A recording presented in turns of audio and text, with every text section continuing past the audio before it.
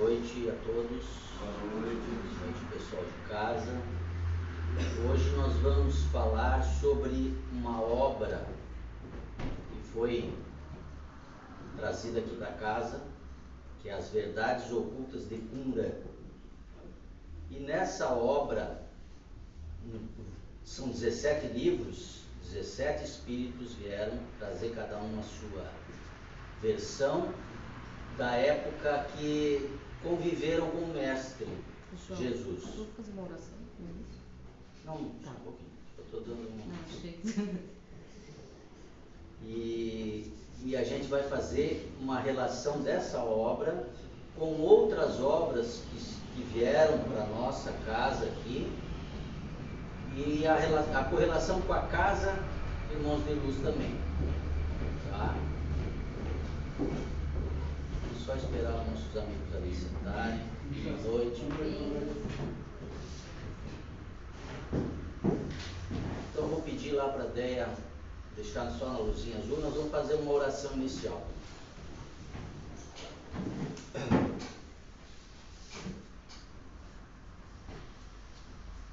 Solicito a todos que silenciem, fechem os olhos e vamos solicitar os nossos guias, os nossos mentores para nos intuírem nessa palestra de hoje, pedindo ao nosso irmão Miguel, que vamos falar do livro, o primeiro livro dele nessa obra, também ao pai Joaquim, que é o mentor da nossa casa, e principalmente ao nosso mestre amado Jesus. Vamos fazer então um Pai Nosso para acalmar e trazer a paz interior. Pai nosso, que estás no céu, santificado seja o vosso nome. Venha a nós o vosso reino, seja feita a vossa vontade, assim na terra como nos céus. O pão nosso de cada dia nos dai hoje. Perdoai as nossas ofensas, assim como nós perdoamos a quem nos tem ofendido. E não nos deixeis cair em tentação, mas livrai-nos do mal.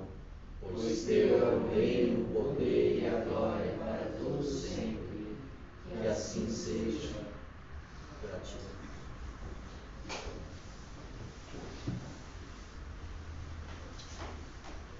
Como havia falado antes, nós vamos iniciar essa sequência de palestras do livro As Verdades Ocultas de Qumran, com o primeiro livro, que é de Miguel. E Miguel nasceu na Espanha, uma mãe espanhola, e ele tem a idade, a mãe morreu, a mãe faleceu, e um senhor dito pai do Miguel levou ele até uma embarcação, Manaus. Manaus é uma embarcação que cabe mais ou menos 200 homens, onde havia muitos escravos. Então ele foi entregue a uma escrava, uma mãe, para cuidar dele. E nessa viagem, se me permite, eu até, para não falar nada errado, vou ler esse trecho do livro. Era uma vez, como toda historinha, né, começa, um homem belo, que nasceu de uma mãe singela, trazendo consigo o conhecimento das estrelas da terra. Essa mãe singela lhe deu o nome de Miguel, nas terras da Espanha. Ele nasceu, nos primeiros anos de sua vida, já sabia identificar a energia das plantas. A terra Brasil ainda não era descoberta. E quando minha santa mãe morreu, fui levado para uma praia por aquele homem que se dizia ser meu pai. O nome deste homem era Fernando. Não muito soube dele, pois me entregou a uma senhora negra que trabalhava em uma embarcação no sul da terra da Espanha, dentro da nau que cruzava o mar rumo às terras da França. Então, como falei, a nau aqui denomina assim, é uma denominação genérica dada a navios de grande porte com capacidade de 200 pessoas. Até no século XV era usado em viagens de grande percurso. Miguel adoeceu dentro dessa nau e foi cuidado pelos escravos, né? Essa nau aportou em terra francesa. Na época era dita com o nome de Gália Romana. Minha saudosa negra mãe caiu em doença e faleceu. Foi enterrada nas areias da praia e ele foi deixado ao léu ali, ao ar livre. Até que surgiu, conta aqui, uma senhora com um manto na cabeça, uma mulher muito linda, que encontrou ele na praia. E ele já estava faminto, né, e fraco, já tinha sido abandonado ali. Essa mulher chegou e o acolheu, como diz ele aqui, como um cobertor, envolveu num cobertor e deu de mamar a ele, que era Miriam. Vocês já vão entender.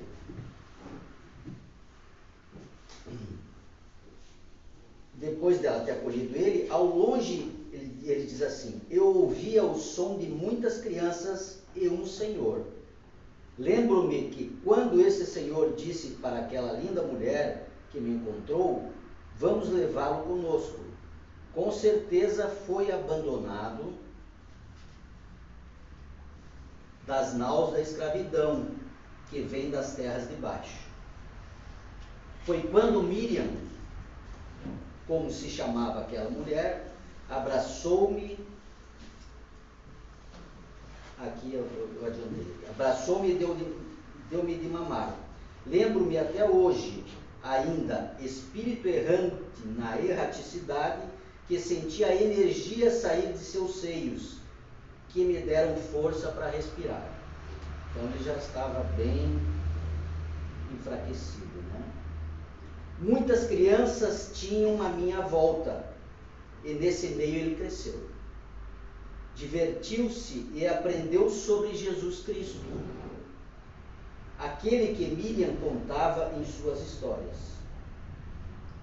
Desde quando se conheceram, ela contava que ele a salvou dos demônios da carne. Tem aquela passagem, né, que quando Jesus chega na casa de Miriam, que é Maria de Magdala, né, na verdade, que esse livro é de Maria Madalena, Miriam de Magdala, Maria de Madalena. E quando Jesus chegou na casa dela lá, que ela estava possuída, né, que ele limpou, tirou os demônios dela. Essa passagem tem na Bíblia, vocês devem já ter visto isso, né? Então,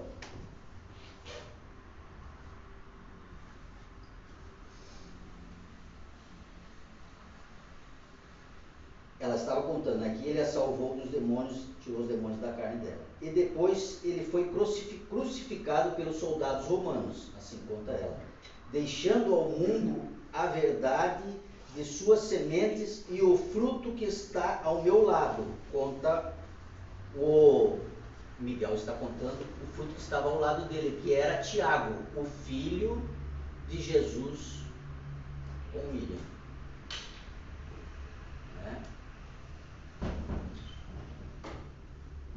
Esse seu nome era Tiago. Desde quando fui adotado por Miriam de Magdala, à beira-mar, na terra que ela mesma chamava de Venice, ou Pequena Veneza, passei a conhecer os ensinamentos de Yeshua. Pouco me lembro de minha mãe, apenas dos momentos iniciais, assim como pouco sei do meu pai, no caso a mãe biológica, né? mas descobri com a mãe Miriam que meu verdadeiro pai está lá em cima, no alto, além das fronteiras de meu conhecimento.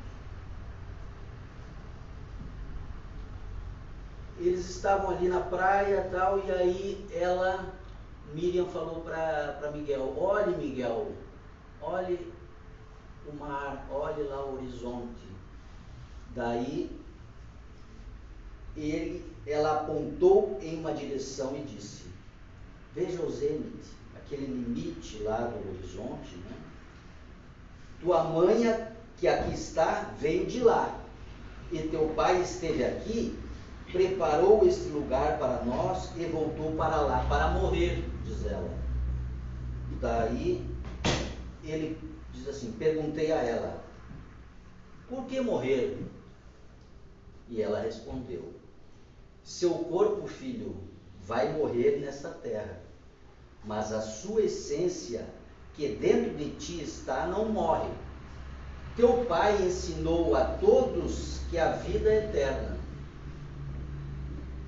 Por isso o colocaram em uma cruz, e o guarda que o espigou com a lança, antes olhou para mim, olhou para Miriam e falou: vamos ver se ele é eterno. Assim ela conta, né? E fisgou seu pai, enterrando quase meia lança em seu corpo, atravessando em suas costas, fisgando a árvore que o suspendia. Lembro-me que nesse momento o sol se cobriu de nuvens e uma tempestade tomou conta do lugar, né? E todas aquelas pessoas que assistiam o massacre entraram em pânico, deu aquela... Enquanto minha mãe contava-me, eu vi os olhos dela chorar. As lágrimas escorriam e eram vermelhas.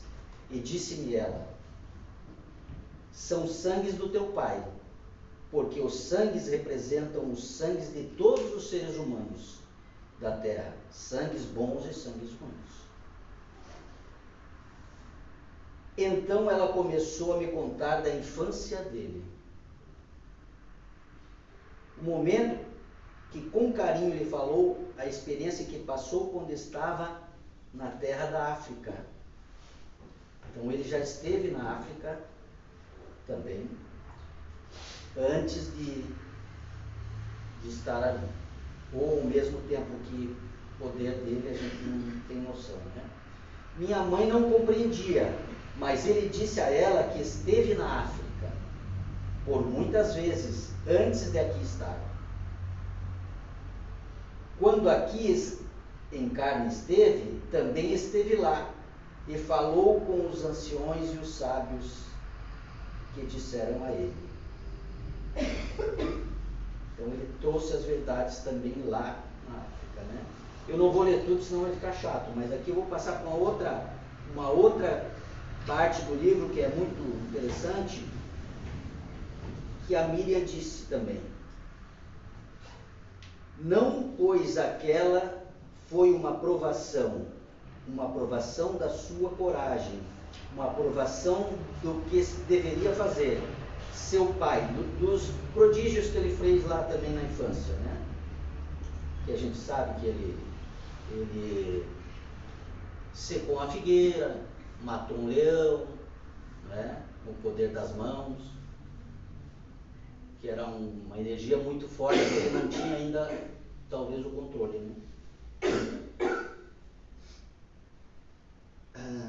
Ela fala uma coisa interessante aqui. Seu pai nos ensinou que dentro destes animais habitam as mônadas. O que são essas mônadas? As mônadas são os fluidos de vida que estão presentes para evoluir e para servir ao homem em consciência. Então olhei para o mar e disse: há consciência lá, mamãe? Aí ela responde: a consciência, sim, há alimento provido de mônada, que é aquilo que é único. A mônada é incorruptível, ela não tem começo, não tem fim, é o fluido que dá vida a tudo. Que tem, onde tem vida tem a mônada, que é essa ligação espiritual, esse fluido vital, na verdade. Né? Pulando um pouquinho, porque senão eu vou ler tudo, vocês depois não vão querer ler o livro.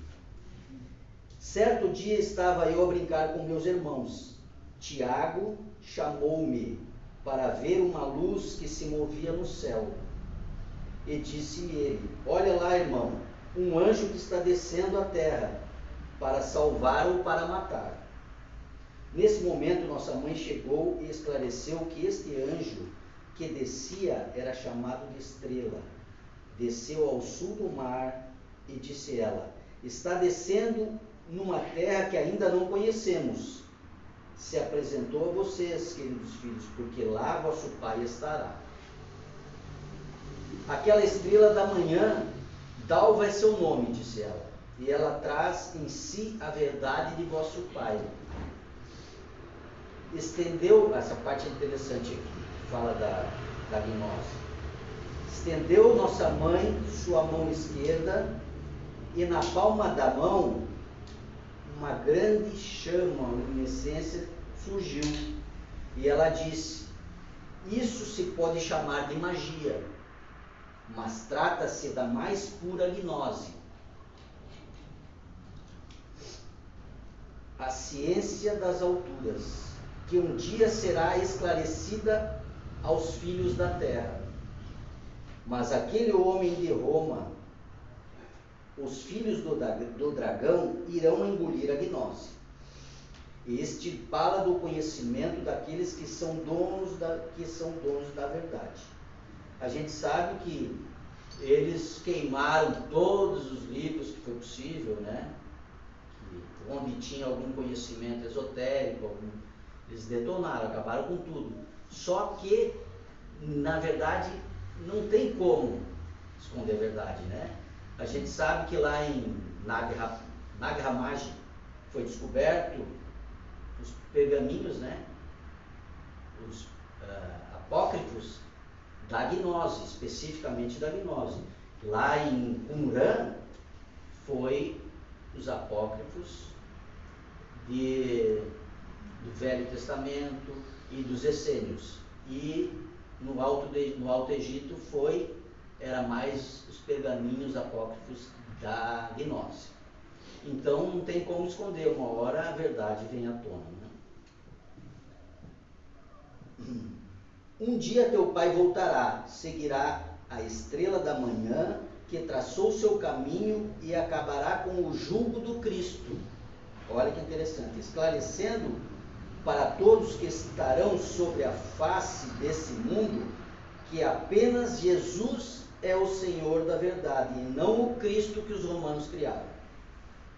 Que foi criado toda uma política em cima, né, de Roma. Compreendi a essência de toda a história de meu pai e a partir desse momento reconheci que não pertencia a ninguém. Minha mãe de nascença cedeu apenas o corpo, meu espírito era livre. Porém, minha mãe Miriam ensinou-me a respeitar aqueles que me criaram, o respeito pela educação que tive, o respeito pelas condições que fui criado, mas devo, acima de tudo, respeitar a minha missão, que o Criador do Universo destinou a mim. E já em maior idade, perguntei à minha querida mãe: qual é a minha missão? E disse-me ela: trazer a cultura dos teus familiares, o conhecimento do teu povo para a nossa comunidade. Nós somos, disse ela, nós somos a essência dos jesuítas, os herdeiros de Jesus. Teu irmão Tiago e tua irmã Betânia, e tem o livro da Betânia aqui, que a Betânia, quando José de Arimateia, só vou abrir um parênteses aqui no livro do Miguel, quando José de Arimateia pediu o corpo de Jesus para o governador,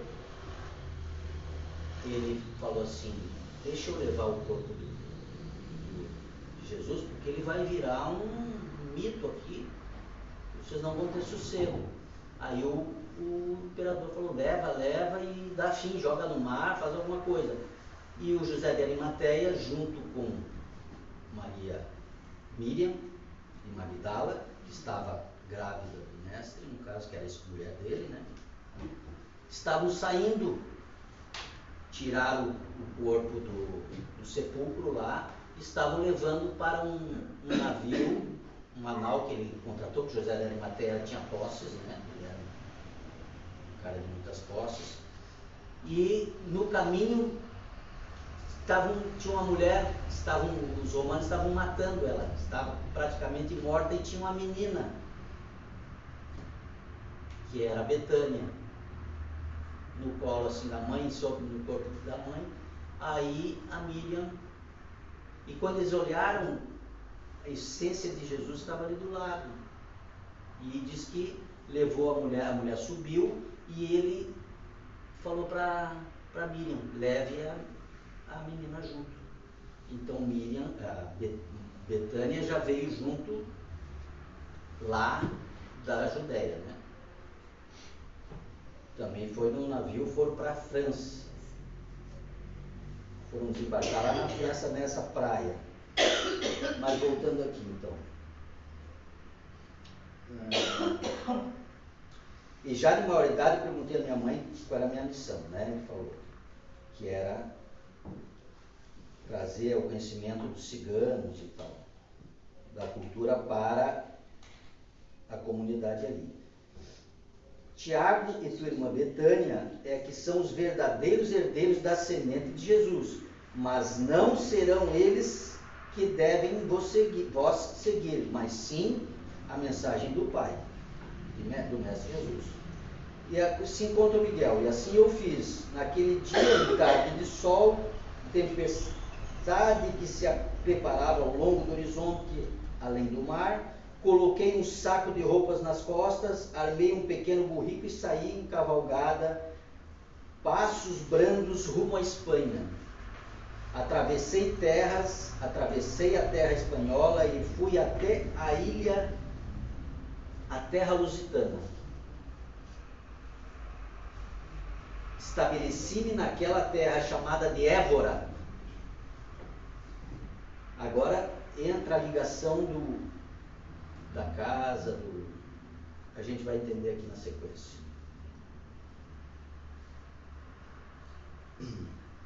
Lá me unia uma corrente cigana, povo que veio do norte das terras indo-europeias, trazia com eles conhecimentos milenares e a essência da minha verdadeira mãe, cigana e espanhola. Nesse acampamento conheci um senhor que se chamava Joaquim, e ele me disse que acreditava na vida eterna, que já sabia do Senhor e que guardava consigo um manto contendo o sangue de Jesus. E esse manto havia sido dado a ele, ainda em terras francesas, pelo senhor de Arimateia, que havia viajado para o norte ao lado da dama de Cristo. Então as coisas vão se... E disse eu a ele, no caso Miguel, não é Cristo, é meu Pai Jesus, porque venho eu da terra de Venícia. E quando eu disse Venícia, disse-me ele, és filho de Maria? E disse eu a ele, queres dizer Miriam? E disse-me ele, Maria, eu conheço a mulher de Jesus. Então eu disse, sim, sou filho dela, mas não de genes. E disse-me ele, o que é genes? Então eu expliquei a ele. Minha mãe me disse que há algo no corpo chamado genes, e que eu trago comigo os genes da minha mãe biológica, mas não de Miriam e nem de Jesus. Então Joaquim estendeu sua mão a mim e disse, seja bem-vindo, filho cigano, casar-te-ei com uma filha minha, e serás cigano por natureza. Nesse tempo, éramos chamados de teleurges, caminhantes da terra, povo da terra, aqueles também denominados gafanhotos, mas aí pelos povos, pelos judeus. Os judeus chamavam os ciganos de gafanhotos. Em Évora, ainda quero conhecer Évora lá em Portugal, né? Conheci a magia, que sabia eu tratar-se da gnose. Ensinei à minha comunidade todas as essências gnósticas e retrato elas nesta obra, começando pela grande base chamada Sefirot. Sefirot significa uma esfera ou uma fronteira, a fronteira entre a carne e o espírito, entre o homem e o divino. Dito eu agora a vós, irmãos de leitura, a grande canção de Sefirot. Eu não vou fazer a canção aqui, não vou cantar, mas no livro vocês veem que ele passa toda essa canção de Sefirot. Na Cabala, Sefirot representa o fogo consumidor. Naquela noite, Pai Joaquim, aqui já fala, Pai Joaquim, nosso Pai Joaquim, pintor da nossa casa. O Senhor da comunidade partiu dentre nós e deixou um selo escrito onde dizia: amados filhos, ciganos da Bretanha e da Índia, passamos por terras perigosas, aportamos em terras amistosas. Agora vou eu à terra da África, a terra do grande paraíso, encontrar-me com o Senhor. Voltarei escravo do homem branco e serei sábio. No céu estarei, trarei a luz ao homem, num tempo que não sabereis. Pega para mim o livro a Regeneração do Pai, ali, ó, só para mostrar para eles aqui. Então, esse é uma das obras também da casa, né? Que a gente faz essa ligação, que aqui o Pai Joaquim traz um conhecimento de física quântica, de como é que é a criação dos mundos, a formação dos mundos, como nós, quando chegar num nível de elevação, podemos criar mundos também, como co-criadores, que somos deuses também, como disse o mestre, né? Então, só fazendo essa ligação, esse link do Qumran, do primeiro livro que a gente está dando uma olhada aqui, que é o livro do Miguel, né? Que na verdade ele chama esse livro a Epopeia Terrena. O Qumran tem um subtítulo dentro do livro do Miguel, que as verdades ocultas de Qumran é a Epopeia Terrena, que a epopeia nada mais é do que um poema histórico, é um relato histórico de coisas, de acontecimentos extraordinários, que não tem, são relatos novos que não tem ainda, ou se tinha, foi perdido nesses apócrifos, né? Porque eles tentaram queimar e destruir o que dava, né?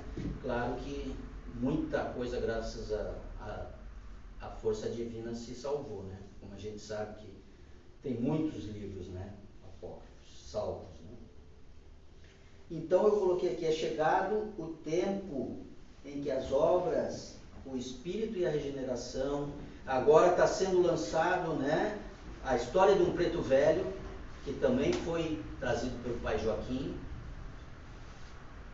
está na gráfica já, né? A gente vai fazer o lançamento daqui uns dias. Traz toda a trajetória dele, que ele vem pequeno, com 6 ou 8 anos, trazido de escravo lá Luanda, vem para o Brasil e ele já vem sofrendo horrores dentro daquela nau. Ele conta com detalhes, o livro é atemorizante quando a gente lê, sabe?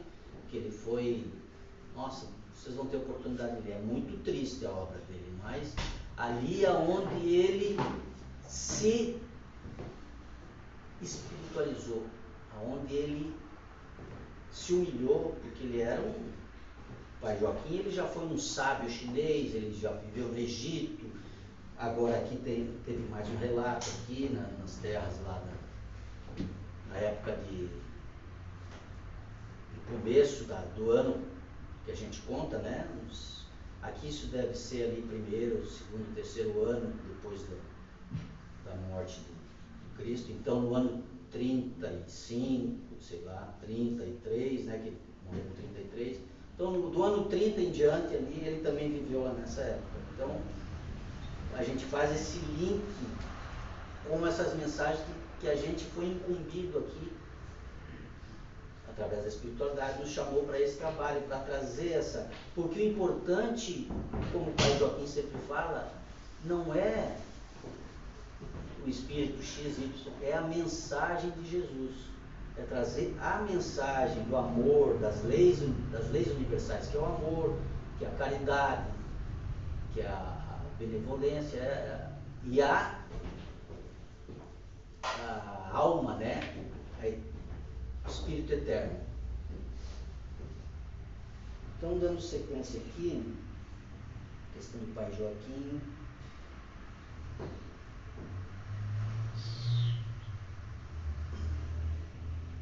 Como vos tenho dito, eu estava na terra da Espanha. Meu saudoso Pai Joaquim trouxe-me ensinamentos a respeito de Deus, e Yeshua e das terras além mar. Mesmas terras de onde minha madre querida veio dita como escrava para fugir da perseguição romana. Após a morte de meu amigo Joaquim, saudoso pai, em terras ainda de ordem galesa, aqui é galesa, mas acho que é gaulesa, deve ter um erro. Ao sul do continente novo, conhecido atualmente como Velho Continente, sentei-me com as crianças e falei a respeito de minha mãe. Aí Miguel conta da mãe e tal, dizia que quando foi resgatado, ela me deu alimento em seu corpo. À medida que cresci, tive a educação de minha mãe, que me falou de Yeshua, falou-me do crucificado e mostrou-me a diferença entre o crucificado e Yeshua. Ensinou-me sobre a gnose, a ciência que meu pai, o qual não conheci, ensinou ao povo da terra. A gnose deveria ser oculta, pois o povo de Roma não admitia leis e regras que contrariassem vossas ordens, vosso sistema e governo, como já tinha comentado, né? Só reafirmando. Assim ocorreu com o povo de Cesareia, povo da Judéia, povo do Egito, povo da Grécia. Todas as raças que estavam sob o jugo dos romanos teriam que seguir camuflando vossas culturas, seguindo as ordenações de Roma e a cultura romana. Na época de minha mãe, fomos visitados por um senhor astuto, forte, porém consciente da verdade. Seu nome era Migliaccio.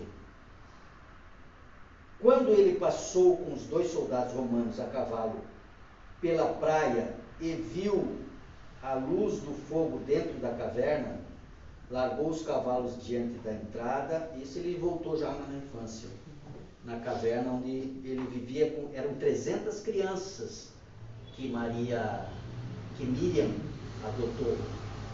Onde tinha uma criança abandonada, então eram 300 crianças, além do Tiago, que era filho, e a Betânia, que veio junto lá de Jerusalém, lá da Judéia, né?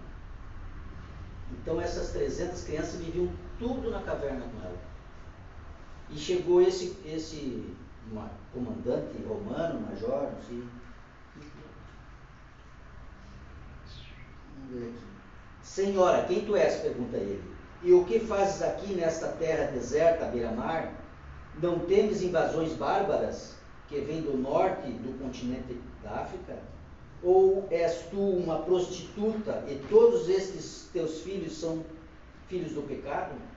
Minha mãe ergueu sua cabeça e de onde estava lhe respondeu: seja bem-vindo, homem de Roma. Sente-se, pegue água, tem carne no fogo, é o alimento dos meus filhos. Mas sei que Roma toma tudo para si.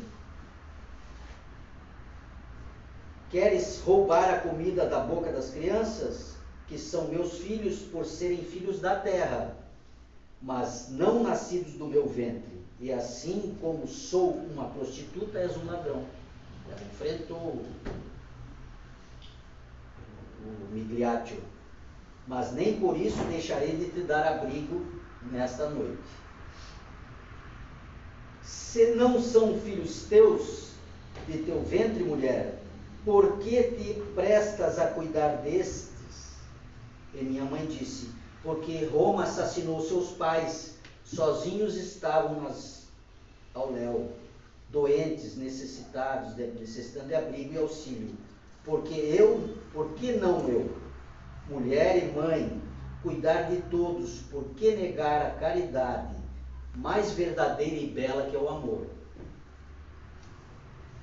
Aí tem um diálogo grande aqui, mas vamos dar uma puladinha, porque já até passou, né? Mas eu só queria falar de um detalhe aqui que tem no livro também, no livro de Miguel, que ele fala das leis de Hammurabi, que é a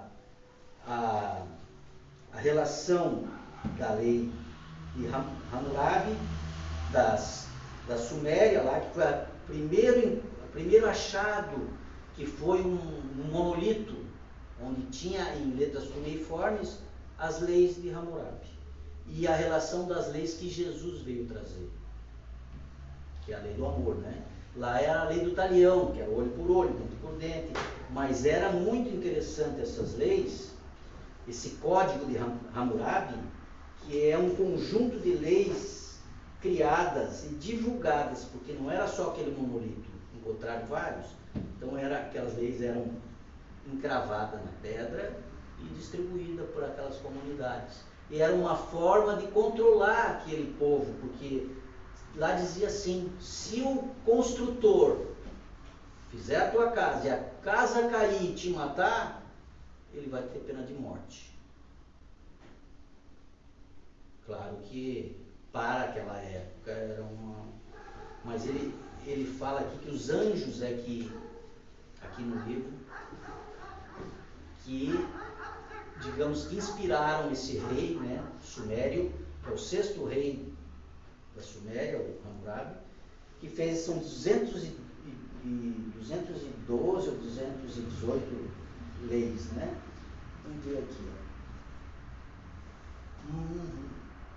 Madre, a verdade da vida não é a lei do grande filósofo e sábio Hammurabi? Pergunta o menino. Olho por olho e dente por dente? Então ela olhou para mim e disse: no período do exílio, quando nossos irmãos vieram do outro planeta, a gente sabe que alguns vieram de Capela, outros vieram de Oro, outros, né? Nesse período, filho, a lei era esta: o grande mestre Hammurabi recebeu essa lei dos anjos, que vieram do céu, agraciaram o mundo do exílio, que a terra era, a receber os exilados do céu, que aqui vieram para construir uma sociedade digna de uma consciência capaz de conduzir sua caminhada para a evolução. Aí ele fala assim: mãe, como falas isso?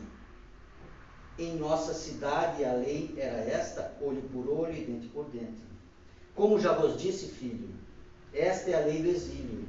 A nova lei é amar-te a ti mesmo, amar-te o teu próximo como eu vos amei.